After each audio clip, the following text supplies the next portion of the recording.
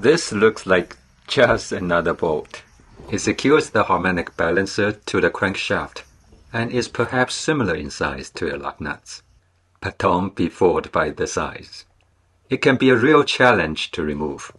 If you are tackling jobs like replacing the timing belt, crankshaft seal, or water pump, you will need to take it off. Be prepared with the right tools and know-how, or you might find yourself stuck with a bolt that won't budge. Welcome to Professor's Garage. In this video, I will show you how tough the crankshaft pulley bolt can be and share 3 methods to remove it. Plus, I will cover a bonus tip for getting the balancer out if it's seized. If this video helps, don't forget to like and subscribe. Let's get started. Harmonic balancer bolts come in various sizes. A 19mm for Honda, a 19 or 22mm for Toyota, and even a 27mm for BMW. These bolts require high torque to secure and can seize over time.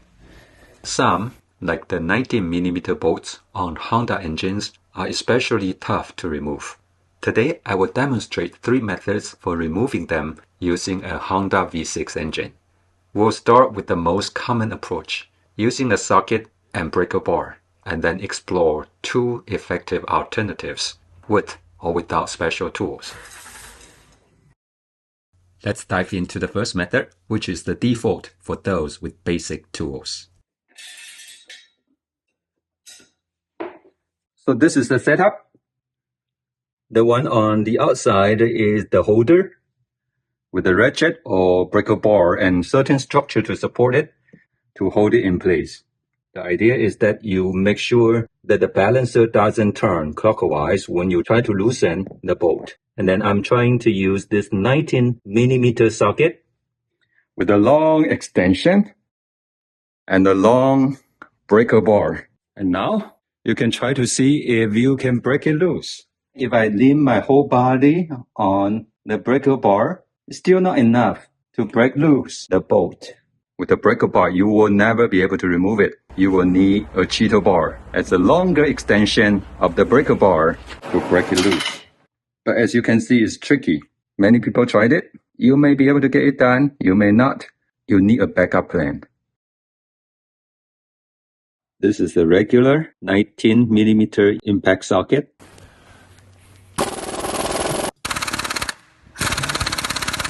Now, this is a heavy-duty one.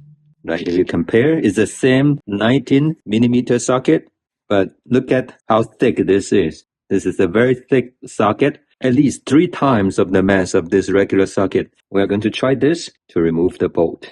You can spray some penetrating oil on the bolt and then let it sit for 10 minutes or 20 minutes.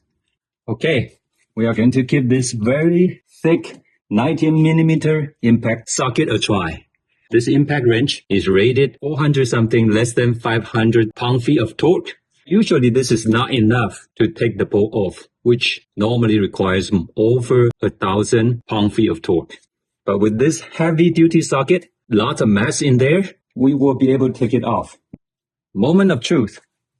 Again, counterclockwise, so reverse to take it off. Super easy. Within seconds, this is loose. It took the bolt off within 2 seconds. Amazing. Now, take a step back.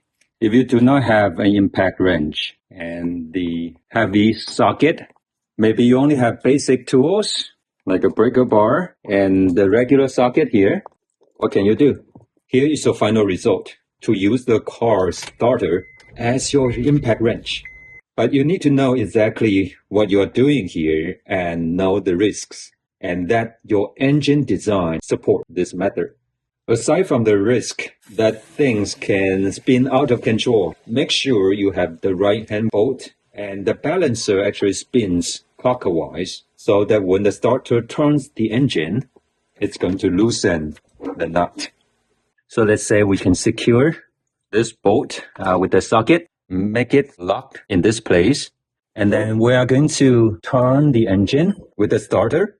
When the balancer spins, it spins in the clockwise direction. And so if you hold this in place and lock it, there's a counter force to turn counterclockwise to loosen it. I hope this makes sense. The first thing we need to do is to secure the bolt with the breaker bar.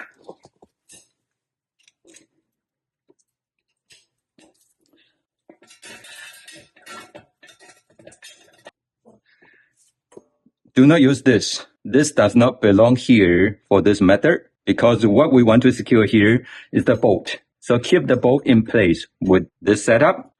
And then this breaker bar is touching the ground so that when the balancer spins clockwise, this is not going to spin in the same way. So you will prevent the bolt from spinning alongside the balancer. And so the counter force is going to force it to go the other direction.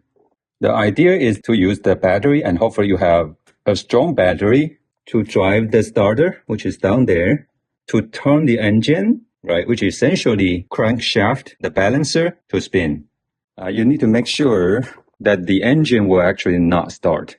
So one simple thing you can do to prevent the engine from actually starting is to remove the power supply to the ignition coil packs. This is not going to provide power supply to the ignition coil and to the spark plug. So it's not going to spark, and without spark, you're not going to have a running engine. These are the 3 cylinders in the front. Also do the same for the 3 in the back. Remove the power supply to the coil packs in the back as well. Double check your setup before you go inside the car to crank the engine. Now, moment of truth. Now inside the car, I'm going to start the engine.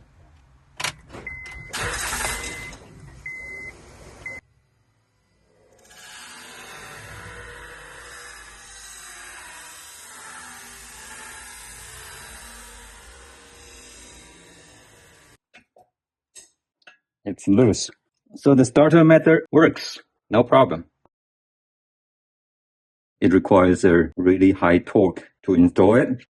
When you tighten the bolt and torque it to spec, you do need this holder tool to hold it in place. So when you try to tighten it, it doesn't spin, it doesn't turn. So this is a required for this job. 2 methods to torque this to spec. It's either 46 pound-feet of torque first and then 60 degrees turn. Or after the 60 degrees turn, the torque should be somewhere near 181 pound-feet. And if you have a torque range like this, I think it starts from 25 all the way to 250 pound-feet of torque. Okay, 160. See if we can go there.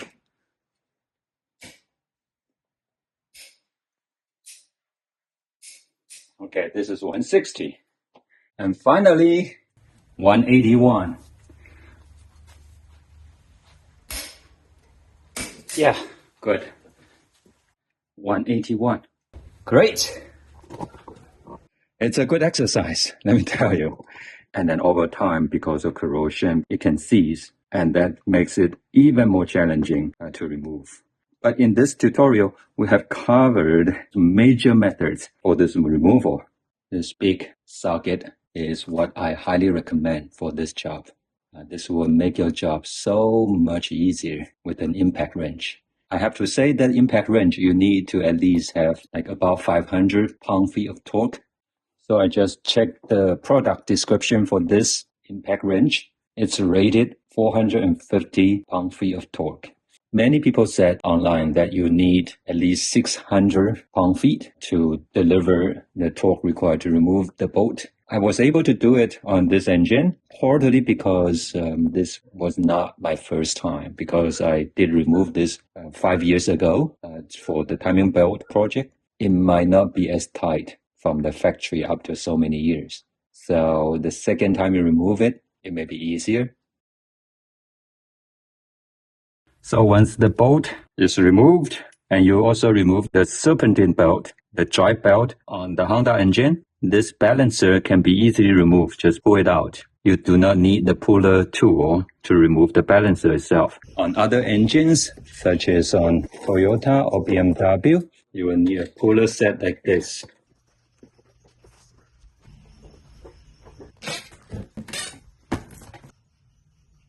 First, take off this bolt, and then you can start to remove the balancer. The balancer may get stuck, and this is where the puller that comes in.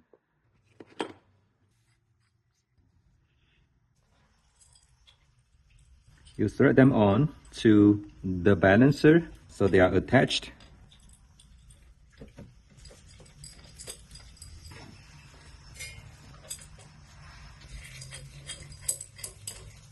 Put a 14 socket on it, and then use a ratchet, right, to turn it clockwise. It's going to push against the engine and to push the whole balancer out. But you can also use an impact wrench. By doing so, you also make sure that it's going out straight. So on the Honda, the challenge is to remove the bolt, and balancer is easier. On BMW or Toyota, among others, you may need this puller. And there you have it. Now you know how to remove the balancer and get your job done. If you found this video helpful, consider giving us a thumbs up and subscribing to Professor's Garage. If Professor can do it, you can do it. Stay dirty, stay safe. Until next time, may the Lord bless you and give you peace. 平安。